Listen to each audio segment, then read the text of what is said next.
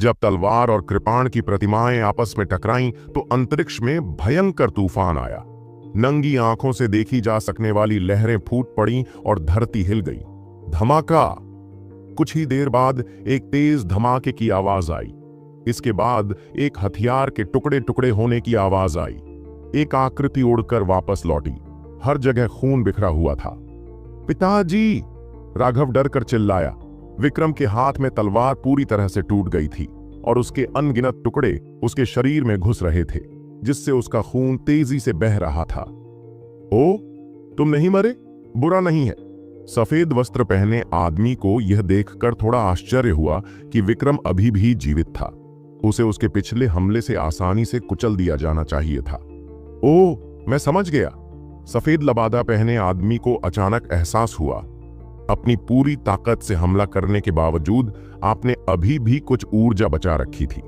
आपने विस्फोटक शक्ति उधार लेकर पीछे हट गए और उस ऊर्जा का इस्तेमाल बचाव के लिए किया। यह वही सलाह थी जो विक्रम ने राघव को पहले दी थी। अपनी ऊर्जा का 100% भाग प्रसारित करो, लेकिन अपने हमले में केवल 80% का ही उपयोग करो। इससे तुम अधिक स्वतंत्र रूप से पीछे हट सकोगे और पीछे की ओर होने पर बचने का रास्ता मिल जाएगा। अन्यथा विक्रम पहले ही एक लाश बन चुका होता। हालांकि इसके बावजूद विक्रम की वर्तमान स्थिति निश्चित रूप से बेहद भयानक थी। इतने लंबे समय से लड़ते रहने के कारण उसके पिछले हमले ने उसकी सारी बची हुई आध्यात्मिक ऊर्जा खत्म कर दी थी। इसके अलावा उसका खून बहुत तेजी से बह रहा था और उसके अंगों में हथियारों के कई टुकड़े भी घुस गए थे। इस समय तक वह अपनी आधी से ज्यादा लड़ाकू शक्ति खो चुका था। लेकिन यह सब व्यर्थ है। चींटियां तो बस चींटियां ही होती हैं। भाग्य ने आपके लिए जो योजनाएं बनाई हैं उनका विरोध करने की कोशिश मत करो। इससे आपकी मौत और भी दर्दनाक हो जाएगी। सफेद लबादे वाले आदमी ने उदासीनता से अपना सिर हिलाया। उसकी तलवार ने एक बार फिर जगह को चीरते हुए विक्रम पर वार किया। उसकी चाल ढाल बहुत ही अजीब थी। ऐसा लगता था जैसे उसका कोई वजन ही नहीं था। उसकी तलवार जिधर भी जाती वह तुरंत वहीं प्रकट हो जाता। तलवार उठाते ही वह शर्मा तियांजियाओ के पास पहुंच चुका था। विक्रम ने गहरी सांस ली। जैसे ही उसे एहसास हुआ कि यह व्यक्ति एक संप्रदाय का अनुयायी है, उसने पहले ही इस निष्कर्ष का अनुमान लगा लिया था। उसने राघव की ओर देखा और फिर अपनी पत्नी की ओर भी। वह थोड़ा मुस्कुराया। अपने परिवार के साथ मरना भी एक तरह की खुशी थी। मृत्यु के बाद एक साथ उन्हें फिर कभी अलग नहीं होना पड़ेगा। उसका दाहिना हाथ लगातार आध्यात्मिक ऊर्जा इकट्ठा कर रहा था। उसने अपने डेंटियन में बची हुई सारी आध्यात्मिक ऊर्जा निचोड़ ली। वह अंत तक लड़ता रहा, लेकिन उसके साथ अपने प्रतिद्वंद्वी को हराने की संभावना बहुत कम थी। पब फ्यूचर द्वारा विज्ञापन, भाड़ में जाओ। धमाका! राघव गुस्से से दहाड़ते हुए अपने पिता के सामने आया और उसने अपनी तलवार से सफेद वस्त्रधारी व्यक्ति के हमले को रोक दिया। तुम लोग पीछे हट जाओ, राघव ने अमोदिता और दूसरों से आग्रह किया। वे विक्रम को आधे से ज्यादा दूर ले गए। राघव ने अमोदिता को उसके पिता के लिए एक उपचार की गोली भी दी। विक्रम ने राघव की पीठ की ओर देखा। वह कुछ कहना चाहता था, लेकिन अंत में उसने अपना मुंह बंद रखने का फैसला किया। सफेद वस्त्र पहने व्यक्ति ने उन्हें विक्रम का सहारा देते हुए दूर जाने दिया। केवल उन्हें उदासीनता से देखता रहा। उसकी आंखें घृणा से भरी थीं। तुम जो कुछ भी करते हो वह बेकार है। मैं वास्तव में तुम कमजोरों को समझ नहीं सकता। तुम इतने मूर्ख कैसे हो? अभी भी तुम्हें अपनी नियति का एहसास नहीं है। राघव ने उसे घूर कर देखा। ऐसा मत करो जैसे तुम कोई अद्भुत देवता हो। तुम सिर्फ कुत्ते की बकवास हो। अपनी दुनिया में तुम सिर्फ निचले स्तरों पर ही काम कर सकते हो, इसलिए अब तुम अपनी दयनीय शक्ति का दुरुपयोग करने के लिए यहां आए हो। तुम सिर्फ एक बेकार का कचरा हो। सफेद वस्त्र पहने आदमी का चेहरा उदास हो गया। तुम्हारे जैसे आत्मघाती बच्चे का जीवन समाप्त होने वाला है। पूरी ताकत के सामने ये सीखने की कोशिश करो कि तुम्हें कैसे व्यवहार करना चाहिए। प्रतिरोध करने से तुम्हारे पाप और बढ़ेंगे। चले जाओ। तुम्हारे तर्क के अनुसार तुम्हें यहीं मर जाना चाहिए कमीने। अच्छा, फिर मैं तुम्हें दिखाऊंगा कि परम शक्ति क्या होती है। उम्मीद है कि थोड़ी देर में तुम अपनी गलती पहचान लोगे। सफेद वस्त्र पहने हुए आदमी ने अपने बाएं हाथ में एक सील को कुचल दिया, जिससे अचानक आध्यात्मिक ऊर्जा की लहर फूट पड़ी। राघव को वास्तव में उन विस्फोटक आध्यात्मिक ऊर्जा तरंगों से पीछे हटने पर मजबूर होना पड़ा। सफेद वस्त्र पहने हुए आदमी के माथे पर एक समचतुर्भुज दिखाई दिया। जैसे ही वह समचतुर्भुज दिखाई दिया, उसकी आभा विस्फोटक रूप से बढ़ गई। उसकी आभा अब इतनी शक्तिशाली थी कि सिर्फ दबाव से ही सांस लेना मुश्किल हो गया। संप्रदाय के शिष्य कितने डरावने होते हैं, विक्रम ने खुद से कहा। विक्रम, क्या राघव जीत सकता है? रोहिणी बहुत चिंतित थी। उन्होंने विक्रम के हाथ को कसकर पकड़ लिया। वह पूरे दिल से यही उम्मीद कर रही थी कि वह जवाब दे कि वह जीत सकता है। अपनी पत्नी की ओर देखते हुए विक्रम को अपनी जवानी का एक दृश्य याद आ गया और उसने धीरे से कहा, चिंता मत करो, हमारा परिवार फिर कभी अलग नहीं होगा। उसकी यह बात सुनकर उसे बहुत राहत मिली। घबराहट में वह स्पष्ट रूप से उसकी बात का सही मतलब नहीं समझ पाई थी। सफेद वस्त्र पहने उस आदमी के सामने, जिसकी आभा विस्फोटक रूप से बढ़ गई थी, यहां तक कि राघव को भी सांस लेने में कठिनाई महसूस हो रही थी। संप्रदाय के शिष्य ऐसे होते थे, उनकी साधना तकनीकें पूरी तरह से अलग थीं। अपनी आभा को विस्फोटक रूप से बढ़ाने की यह विधि भी उनके लिए पूरी तरह से विदेशी थी। उनकी युद्ध शक्ति बहुत बहुत ज्यादा मजबूत थी। पब फ्यूचर द्वारा विज्ञापन सफेद वस्त्र पहने उस आदमी के सामने राजेश, रोहन और सागर सभी बहुत कमजोर थे। उनकी तुलना में वे व्यावहारिक रूप से बच्चे ही थे। चौथा, राजकुमार हैरानी से देख रहा था कि उसकी आभा कैसे फूट पड़ी। यहां तक कि सफेद वस्त्र पहने उस व्यक्ति के इर्द गिर्द का स्थान भी विकृत हो रहा था। उसे याद आया कि जब उसने राजेश के बारे में पूछा था तो सफेद पोशाक वाले व्यक्ति ने उदासीनता से उत्तर दिया था कि वह बुरा नहीं है। अब इस पर गौर करें तो यह मूल्यांकन निश्चित रूप से राजेश की अतिशयोक्ति थी। उनके बीच का अंतर बहुत ज्यादा था। सफेद वस्त्र पहने हुए आदमी की आभा आखिरकार स्थिर होने लगी। यह संकेत था कि वह अपने उच्चतम क्षेत्र में पहुंच गया था। वर्तमान में वह अपनी असली शक्ति प्रदर्शित कर सकता था। क्या तुम तैयार हो? इसे ग्रहण करने के लिए तैयार हो जाओ। सफेद वस्त्र पहने व्यक्ति ने उदासीनता से मुस्कुराया और अचानक एक कट लगा दिया। वह प्रकाश का टुकड़ा अंतरिक्ष को चीरता हुआ प्रतीत हो रहा था, जिससे ऐसी ध्वनि निकल रही थी जैसे आकाश फट रहा हो। प्रकाश की एक किरण राघव की ओर बढ़ी। विदा पवन स्लैश। राघव ने इसे कम आंकने की हिम्मत नहीं की। जब वह बाहर निकला तो उसका समृद्ध सितारा अपनी सबसे तेज गति से घूम रहा था। धमाका। राघव ने महसूस किया कि उसके दोनों हाथ जोर से हिल रहे थे और उसे पीछे की ओर उछाला जा रहा था। उसके हाथ की नसें थोड़ी फट गई थीं और धीरे धीरे खून बह रहा था। बुरा नहीं है, देखो तुम इसे ले सकते हो या नहीं। सफेद वस्त्र पहने हुए आदमी ने एक बार फिर अपनी तलवार को खूबसूरती से और चौंका देने वाली तेजी से लहराया। तलवार की एक किरण हवा में दर्जनों मीटर तक फैली, भयंकर रूप से वार करती हुई। यह हमला पिछले हमले से कई गुना ज्यादा शक्तिशाली था। यहां तक कि अंतरिक्ष भी इसके इर्द गिर्द घूम रहा था। धमाका। राघव ने फिर से हमले का सामना करने के लिए वार किया और एक बार फिर से उड़ गया। उसने मुंह से खून थूका। उस आखिरी हमले ने उसके अंदरूनी अंगों को हिला दिया था। यह स्पष्ट रूप से एक तरह का युद्ध कौशल था। उसी समय राघव ने यह भी देखा कि उसकी तलवार पर अब अंगूठे के आकार का निशान पड़ गया था, क्योंकि वह इतनी भयानक ताकत को सहन करने में असमर्थ थी। जहां तक सफेद वस्त्र पहने आदमी की तलवार की बात है तो वह जरा भी क्षतिग्रस्त नहीं थी।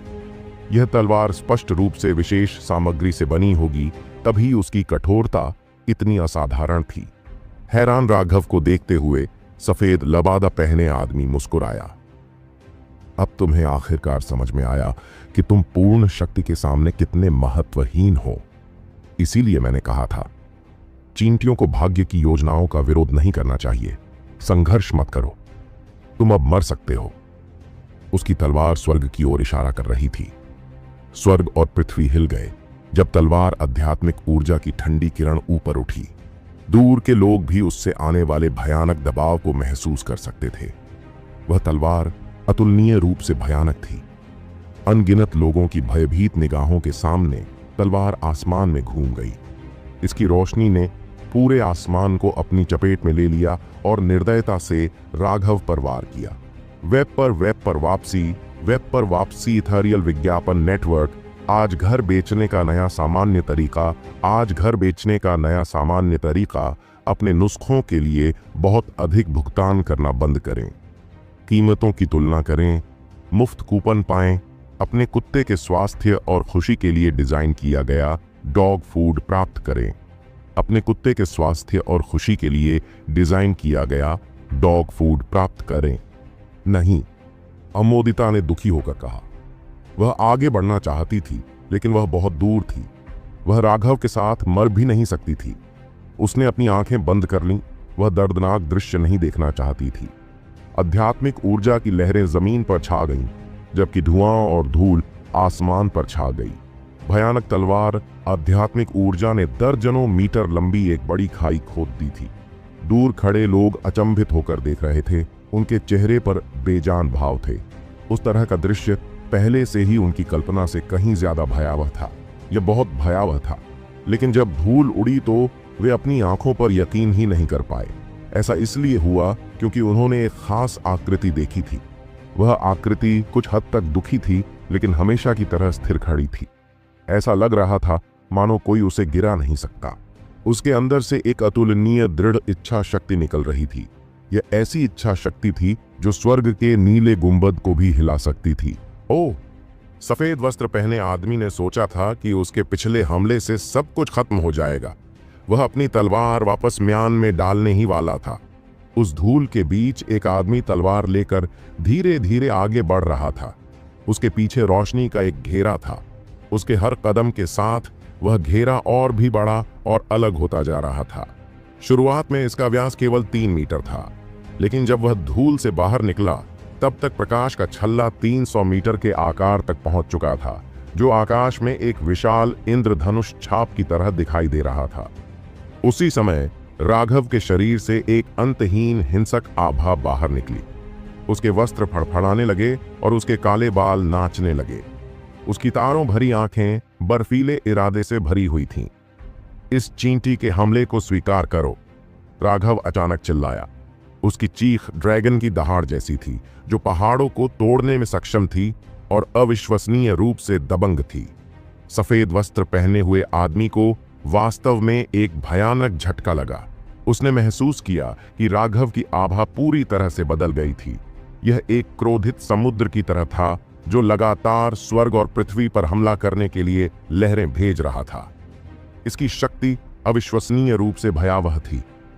राघव ने एक कदम आगे बढ़ाया। जब उसका पैर जमीन पर पड़ा तो आसपास के सभी लोगों को धरती हिलती हुई महसूस हुई, मानो कोई विशालकाय राक्षसी जादुई जानवर धरती पर उछल रहा हो। उस एक कदम से जमीन पूरी तरह से फट गई, लेकिन राघव पहले ही आगे बढ़ चुका था और सफेद लबादे वाले आदमी पर वार कर रहा था। सफेद वस्त्र पहने व्यक्ति ने ठंडी सांस ली और अपनी तलवार से वार कर दिया। बस एक चींटी भी हिम्मत करती है क्या? धमाका। राघव का हमला कुछ खास नहीं लग रहा था, लेकिन जब उसकी तलवार ने राघव की तलवार को छुआ तो तलवार की ताकत ज्वालामुखी की तरह फट गई। सफेद वस्त्र पहने आदमी को लगा कि एक अप्रतिरोध्य शक्ति उसे उड़ा रही है। उसके अंदर की शक्ति ने उसकी आध्यात्मिक ऊर्जा और रक्त को हिंसक रूप से बदल दिया। यह पहली बार था जब सफेद लबादा पहने आदमी को आश्चर्य हुआ। वह स्पष्ट रूप से महसूस कर सकता था कि वह भयानक ऊर्जा युद्ध कौशल से नहीं, बल्कि सिर्फ राघव के शरीर से आई थी। जैसे ही सफेद वस्त्र पहने व्यक्ति ने अपने आप को स्थिर किया, एक जोरदार चीख गूंजी, विदाई पवन स्लैश। जब तक वह प्रतिक्रिया करता, तब तक राघव का हमला उसके पास पहुंच चुका था। वह भयभीत था। राघव की आक्रमण गति बहुत तेज थी। वह एक भयंकर तूफान की तरह था, जो लोगों को सांस लेने का जरा सा भी मौका नहीं देता था। धमाक। ऐसी खतरनाक स्थिति में मजबूर होकर सफेद वस्त्रधारी व्यक्ति चिल्लाया और अपनी तलवार राघव की तलवार से टकराई। एक बार फिर उसे पीछे धकेला गया। लेकिन जब उसने आखिरकार खुद को संभाला तो देखने वाले सभी लोग चौंक कर चीख पड़े। हालांकि सफेद वस्त्र पहने हुए व्यक्ति ने राघव के वार से बचने में कामयाबी हासिल कर ली थी, लेकिन भयानक आकाशीय हवा ने उसके सिर का पट्टा काट दिया था। उसके काले बाल बिखर गए, खून की एक धार उसके माथे से धीरे धीरे बह रही थी। वह वास्तव में घायल हो गया था। अभी तुम कितनी शेखी, बघारते और अद्भुत बातें कर रहे थे, जैसे कोई देवता हो। यह देखकर मुझे सचमुच बहुत दुख हो रहा है कि तुम एक चींटी की शक्ति भी सहन करने में असमर्थ हो। राघव ने सफेद वस्त्र पहने आदमी की ओर अपनी तलवार तानते हुए ठंडे स्वर में ताना मारा। अपनी दिव्य अंगूठी को बुलाने के बाद उसकी शक्ति में विस्फोट हो गया था। उसी समय उसने स्वर्ग और पृथ्वी की आध्यात्मिक ऊर्जा को भी पागलपन से अवशोषित कर लिया, जिससे उसकी मूल रूप से लगभग समाप्त हो चुकी ऊर्जा तुरंत 80% तक भर गई। दुर्भाग्य से आसपास की आध्यात्मिक ऊर्जा सीमित थी, अन्यथा वह तुरंत ही 100% तक पहुंचने के लिए पर्याप्त मात्रा में अवशोषित कर सकता था। लेकिन फिर भी राघव अभी भी बेहद संतुष्ट था। अब जबकि उसकी दिव्य अंगूठी बन चुकी थी, उसने महसूस किया कि उसके भीतर अक्षय ऊर्जा उमड़ रही है और उसकी युद्ध की मंशा बढ़ गई। वह अपनी दिव्य अंगूठी के बारे में ज्यादा नहीं जानता था, लेकिन वह जानता था कि इसे बुलाने के बाद उसकी युद्ध क्षमता कई गुना बढ़ जाएगी। अपनी दिव्य अंगूठी को बुलाने के बाद वह अपनी सबसे मजबूत अवस्था में पहुंच गया। आम तौर पर वह इसे बाहर नहीं बुलाता, क्योंकि इसका रूप बहुत ही चौंकाने वाला था, लेकिन स्थिति इतनी विकट हो गई थी कि इसे और अधिक रोके रखने का मतलब केवल मृत्यु ही था। अपने पिता की गंभीर चोट के कारण उन्होंने तुरंत ही उसके चौंकाने वाले रूप के प्रति अपनी सारी शंकाएं दूर कर दीं। उसके पीछे प्रकाश का बड़ा छल्ला आसमान में ऊंचा उठ गया और उसकी वर्तमान देव सदृश आकृति ने सभी को आश्चर्यचकित कर दिया। सफेद वस्त्र पहने उस आदमी की युद्ध क्षमताएं सभी ने पहले ही देख ली थीं। यहां तक कि विक्रम जैसा शक्तिशाली व्यक्ति भी उसके एक भी हमले का सामना करने में असमर्थ था। लेकिन अब राघव ने सफेद वस्त्र पहने आदमी को अपनी तलवार से पीछे की ओर उड़ा दिया था, यहां तक कि उसके सिर पर भी चोट लग गई थी। ऐसी स्थिति बहुत चौंकाने वाली थी। भाई शर्मा बहुत ताकतवर है, रघु ने विस्मय में कहा। उसके शरीर पर लगी चोटें उससे पूरी तरह से भूल गई थीं। विक्रम ने भी हैरानी से राघव को देखा। राघव की वर्तमान ताकत उस संप्रदाय के शिष्य से कम नहीं लग रही थी। अमोदिता ने धीरे से अपने होंठ काटे और उसकी आंखें धुंधली हो गईं। राघव उसके दिल में एक अजेय युद्ध देवता था। क्या हो रहा है? ये किस तरह की तकनीक है? सफेद लबादा पहने आदमी सदमे में अपने सिर की चोट के बारे में पूरी तरह भूल गया। पब फ्यूचर द्वारा विज्ञापन उसने राघव के शरीर से एक अभूतपूर्व दबाव महसूस किया। यह बिल्कुल असंभव था। साधना जगत से बाहर इस साधारण धर्मनिरपेक्ष दुनिया में रहने वाला ऐसा प्रतिभाशाली व्यक्ति कैसे हो सकता है? कोई भी व्यक्ति जो केवल नगण्य रक्त संघनन क्षेत्र में था और जिसने अभी तक अपने भौतिक शरीर को पूरी तरह से परिष्कृत और संयमित नहीं किया था, संभवतः ऐसी शक्ति का अधिकारी नहीं हो सकता था। क्या तुम्हें चींटी की तकनीक में दिलचस्पी है? राघव ठहाके लगाकर हंसा। सफेद लबादा पहने आदमी ने ठंडी सांस ली। अरे नीचे रहने वाले मेंढक, अगर तुम्हारे पास कोई गुप्त तकनीक भी है तो क्या हुआ? तुम इसे कितने समय तक इस्तेमाल कर सकते हो? तुम अपने दयनीय भाग्य से बच नहीं सकते। उसकी तलवार हिल गई और अनगिनत तलवार की छवियां हर जगह दिखाई दीं जो राघव पर गिर गईं। राघव ने अपनी तलवार उठाई और पागलों की तरह सफेद लबादे वाले आदमी पर वार करने लगा। धमाकों से आसमान हिल गया और धरती लगातार कांपने लगी। उनकी टक्कर से छोटे छोटे पत्थर के टुकड़े उछलकर बाहर आ गए, जिनमें से कुछ सैकड़ों मीटर दूर तक उड़ गए। एक बदकिस्मत व्यक्ति को आधा मील दूर होने के बावजूद भी वह पत्थर लग गया। फिर भी वह उड़ता हुआ पत्थर उसकी जांघ में जा घुसा। सभी लोग घबराकर चिल्लाने लगे और जल्दी से दूर चले गए। कोई भी अगला बदकिस्मत व्यक्ति नहीं बनना चाहता था। उनकी लड़ाई के अलावा कई मील के दायरे में एकमात्र अन्य लड़ाई ग्रैंड मास्टर संजय की दीपेश और राकेश के खिलाफ लड़ाई थी। लपटें लगातार बढ़ रही थीं और गर्मी की लहरें उठ रही थीं। यह पहली बार था जब लोगों ने देखा था कि गोली साधक कितना भयानक था। उनकी गोली की लपटें बहुत शक्तिशाली थीं। इतने लंबे समय तक लड़ने के बाद भी उनकी लपटों की ताकत में जरा भी कमी नहीं आई थी। आखिरकार जब वे औषधीय गोलियों को परिष्कृत करते थे तो उन्हें लंबे समय तक अपनी पिल फ्लेम का लगातार इस्तेमाल करना पड़ता था। यह खास तौर पर उच्च स्तरीय औषधीय गोलियों के लिए सच था, जिन्हें परिष्कृत करने में लंबा समय लगता था। कभी कभी तो कई दिन भी लग जाते थे। इसलिए गोली साधक की गोली ज्वाला उनका आवश्यक आधार थी और उनकी लड़ाइयां अक्सर काफी लंबे समय तक चलती थीं। दूसरी तरफ राघव और सफेद वस्त्रधारी व्यक्ति की लड़ाई ने लोगों को भय से कांपने पर मजबूर कर दिया। तलवार आध्यात्मिक ऊर्जा लगातार टकरा रही थी। राघव बहुत शक्तिशाली है, यह वास्तव में स्वर्ग की चुनौती है। कुछ लोग आश्चर्य व्यक्त करने से खुद को नहीं रोक पाए। पिछले कुछ महीनों में एक अपंग व्यक्ति की तरक्की बहुत तेजी से हुई है। मार्शल स्टेज पर कैलाश के खिलाफ अपनी जीत से शुरू करके राघव ने शर्मा और सीमा से तरक्की की है। अब वर्तमान में वह लगातार टेंडन परिवर्तन विशेषज्ञों को मारने में सक्षम था, जो साम्राज्य के शिखर थे, और यहां तक कि इस भयानक राक्षस के खिलाफ लड़ने में भी सक्षम था, जो उनकी समझ से परे था।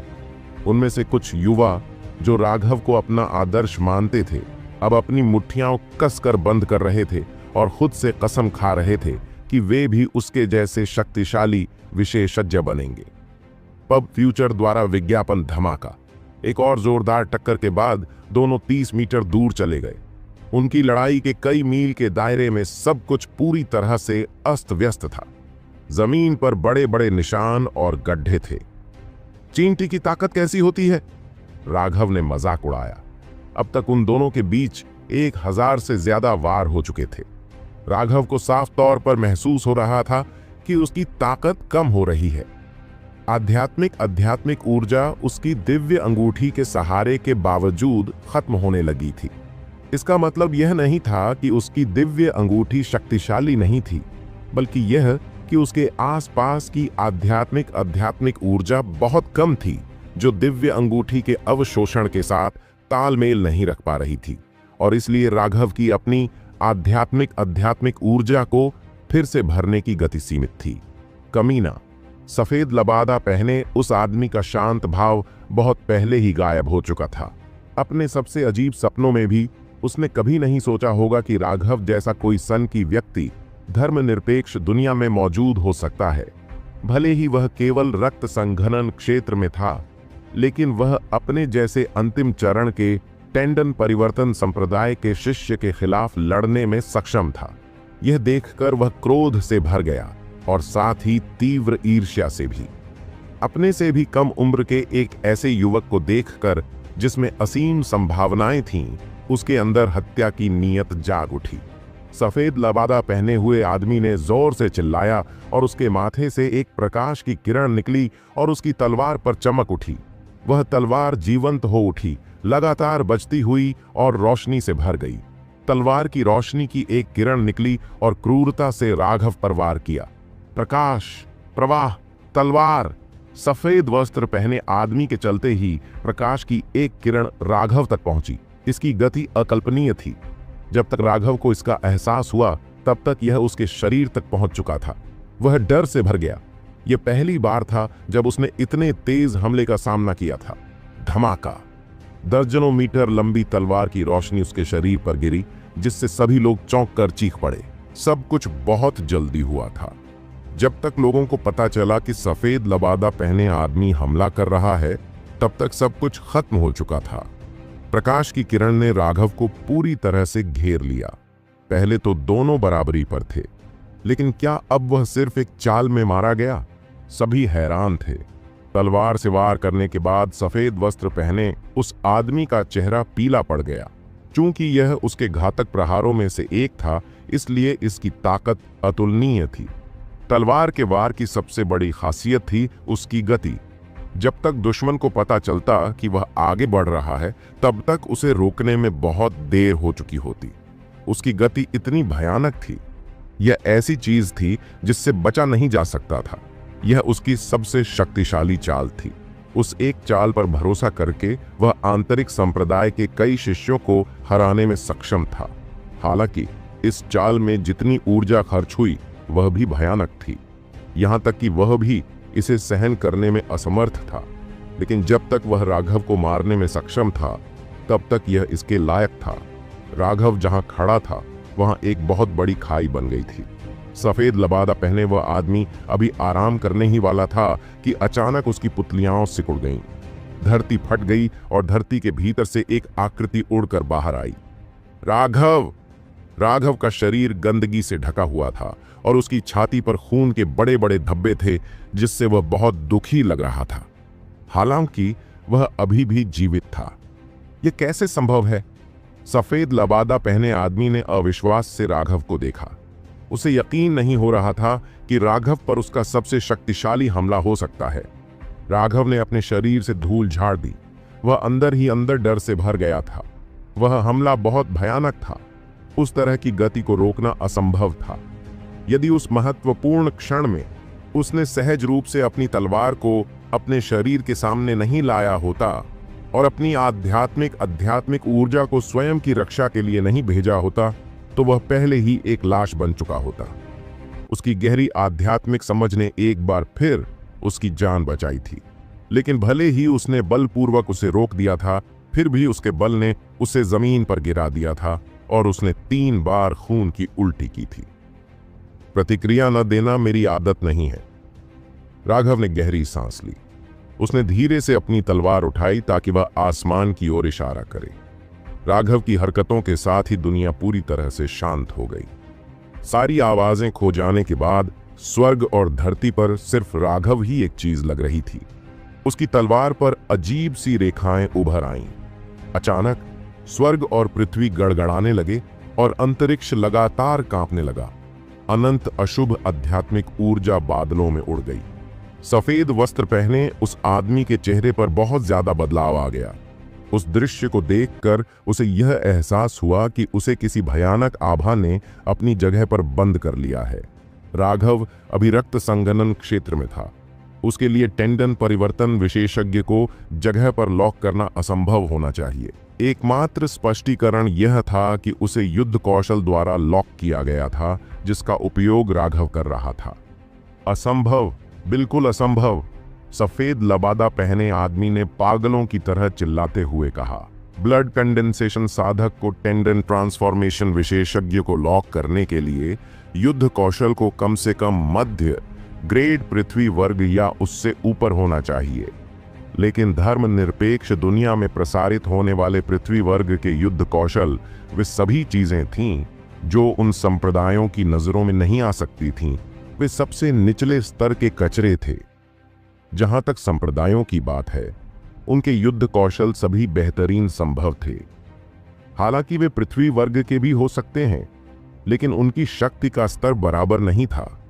यही कारण था कि सफेद वस्त्र पहने हुए व्यक्ति का युद्ध कौशल यहां इस्तेमाल किए गए अन्य पृथ्वी वर्ग के युद्ध कौशल की तुलना में इतना भयावह था।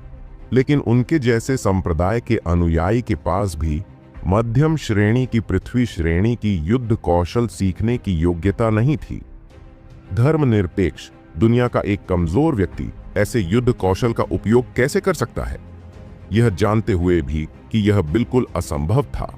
उस भयानक आभा ने उसके शरीर को मजबूती से जकड़ लिया, इसलिए वह संभवतः गलत नहीं हो सकता था।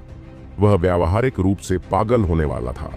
उसने इस हमले को झेलने के प्रयास में अपनी आध्यात्मिक ऊर्जा को हिंसक रूप से प्रसारित किया।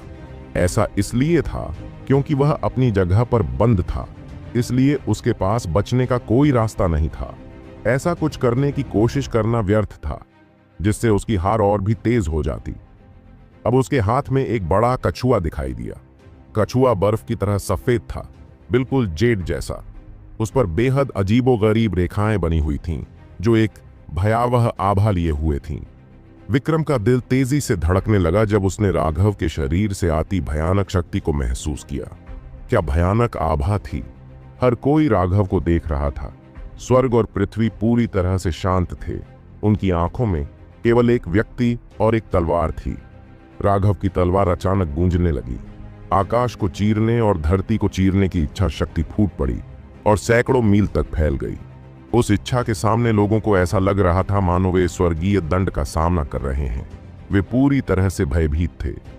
ऐसा लग रहा था मानो दुनिया का अंत आ रहा है। आकाश को विभाजित करो। राघव की तलवार जोरदार तरीके से नीचे गिरी। उसकी तलवार गरजने जैसी सीटी बजाती हुई श्वेत वस्त्रधारी व्यक्ति पर वार कर रही थी और अपने साथ ऐसी इच्छा लेकर आ रही थी जो स्वर्ग को ही नष्ट कर देना चाहती थी। तलवार का वह वार अब युद्ध कौशल जैसा नहीं लग रहा था।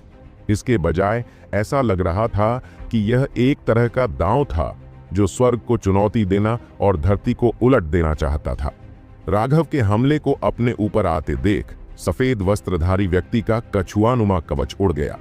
सभी को यह देखकर आश्चर्य हुआ कि मूल रूप से हथेली के आकार का कछुआ खोल तेजी से बड़ा हो गया तथा 3 मीटर चौड़ा हो गया तथा अपने पीछे उसे सुरक्षित रखता रहा। तलवार आध्यात्मिक ऊर्जा ने उस कछुआ खोल पर जोरदार वार किया।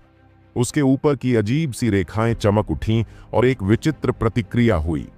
राघव की तलवार आध्यात्मिक ऊर्जा दर्पण पर पड़ने वाले प्रकाश की तरह लग रही थी और इसका अधिकांश भाग परावर्तित हो रहा था। कछुआ कवच उस हमले को रोकने में कामयाब रहा, लेकिन अंत में वह भयानक ताकत से टूट गया और फट गया। उसके टुकड़े जमीन पर बिखर गए। जहां तक सफेद वस्त्र पहने हुए व्यक्ति की बात है, वह भी उतना संपन्न नहीं था और बार बार खून की उल्टी करता था। जाहिर है वह कछुआ खोल स्प्लिट द हेवन की पूरी ताकत को पूरी तरह से रोकने में असमर्थ था और कछुआ खोल के स्वामी के रूप में सफेद वस्त्र पहने हुए व्यक्ति को भी भारी आघात लगा। कछुए के खोल के ऊपर बनी अजीब रेखाओं ने उसकी अधिकांश शक्ति को तितर-बितर कर दिया था। हालांकि वह अभी भी बुरी तरह घायल था। कछुए के खोल के टुकड़ों और खून उगलते सफेद लबादे वाले आदमी को देखकर लोग थोड़े सुस्त हो गए। वे राघव के प्रति श्रद्धा से भर गए। दरार। अचानक लोगों ने देखा कि राघव की तलवार बढ़ती दरारों से ढकी हुई थी। अंततः तलवार फट गई और उसके टुकड़े जमीन पर बिखर गए। उन टुकड़ों को देखकर राघव आहें भरने से खुद को रोक नहीं सका। यहां तक कि इस तलवार की गुणवत्ता भी स्प्लिट द हेवन की शक्ति को झेलने के लिए बहुत ही घटिया थी। इस समय राघव की मेरिडियन से दर्द की लहरें निकल रही थीं। ऐसा लग रहा था जैसे उनमें आग लगी हो। स्प्लिट द हेवंस के इस्तेमाल के बाद रक्त संघनन क्षेत्र में आगे बढ़ने और अपनी मेरिडियन के काफी अधिक व्यापक हो जाने के बावजूद और यहां तक कि आत्मा जगत के विशेषज्ञ द्वारा उन्हें रूपांतरित करने के बावजूद राघव की मेरिडियन अभी भी प्रभाव को पूरी तरह से सहन करने में असमर्थ थीं। लेकिन बेशक यह पिछली बार से कई गुना बेहतर था।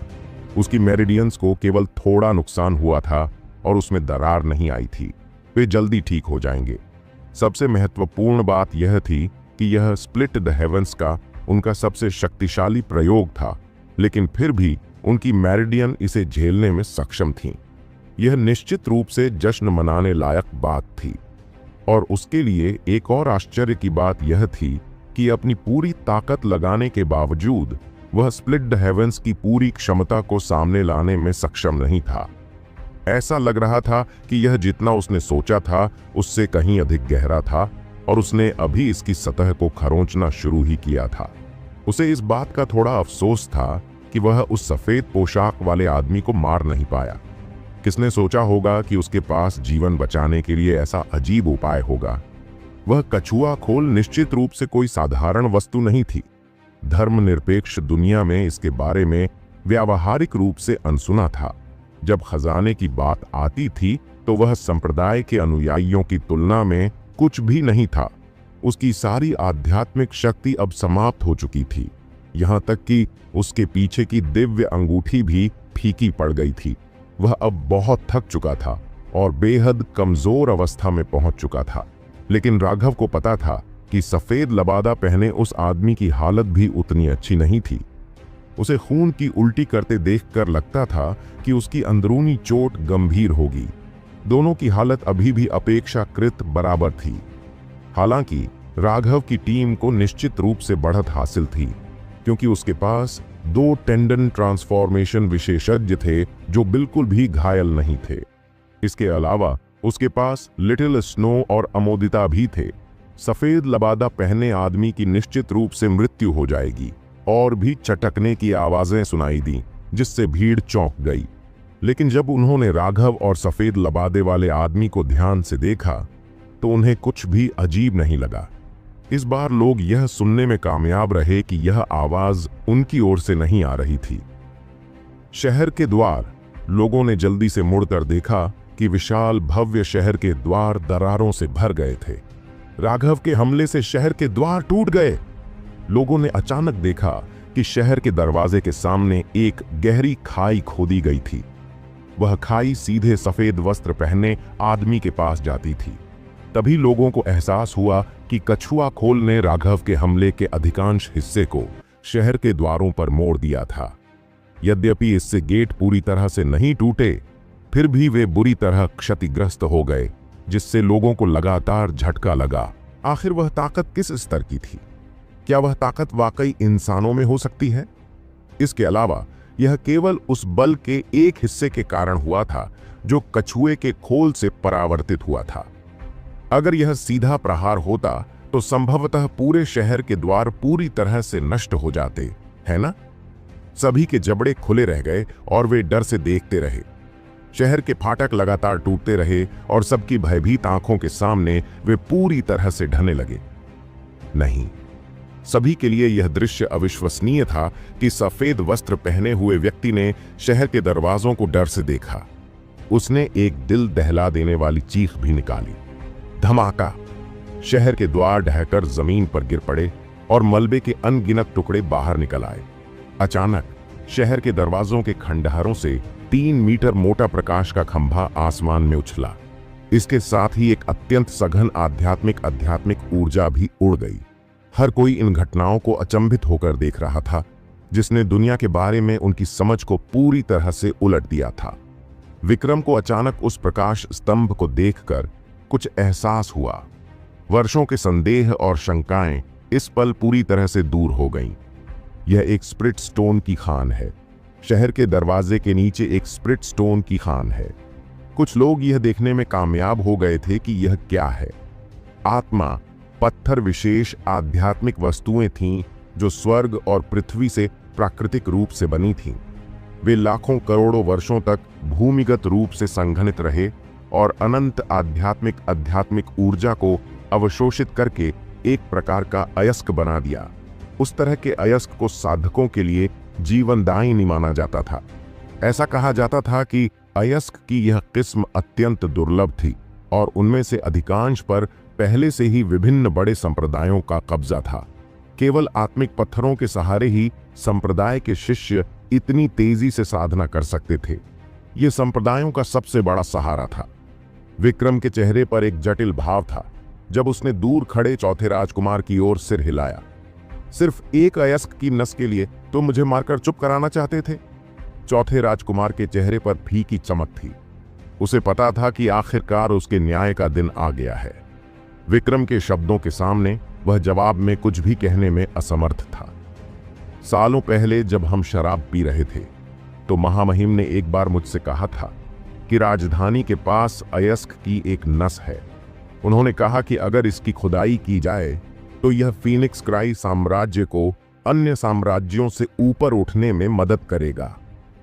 उस समय मुझे लगा कि वह कुछ दुर्लभ लौह अयस्कों के बारे में बात कर रहे हैं जिनसे हथियार बनाए जा सकते हैं। इसलिए मैं केवल हंस पड़ा और इस पर ध्यान नहीं दिया। मैंने वास्तव में कभी नहीं सोचा था कि यह ऐसी किसी चीज की वजह से था कि आपको लगा कि मैंने आपका रहस्य जान लिया है। आप ऐसी किसी चीज के लिए मुझे खत्म करना चाहते थे। यह वास्तव में एक मजाक है। विक्रम ने आह भरी और अपना सिर हिलाया। क्या? चौथा राजकुमार चौंक गया। उसने हमेशा सोचा था कि विक्रम को आत्मा पत्थर की खदान के बारे में सब पता है। 20 साल से भी पहले आर्यद्वीप ने अपनी सबसे खूबसूरत राजकुमारी की शादी फीनिक्स क्राई से कर दी थी ताकि आगे के संघर्षों को रोका जा सके और दोनों साम्राज्यों के बीच गठबंधन बनाया जा सके। लेकिन आर्य द्वीप की राजकुमारी का मिशन शांति स्थापित करना नहीं था। उसका मिशन एक बड़ा मिशन था। वह मिशन फीनिक्स क्राई पर नियंत्रण करना था ताकि उसे आर्य द्वीप द्वारा निगल लिया जा सके। राजकुमारी ने बहुत ही चतुराई से इस बात को बहुत ही गहराई से छिपाया हुआ था।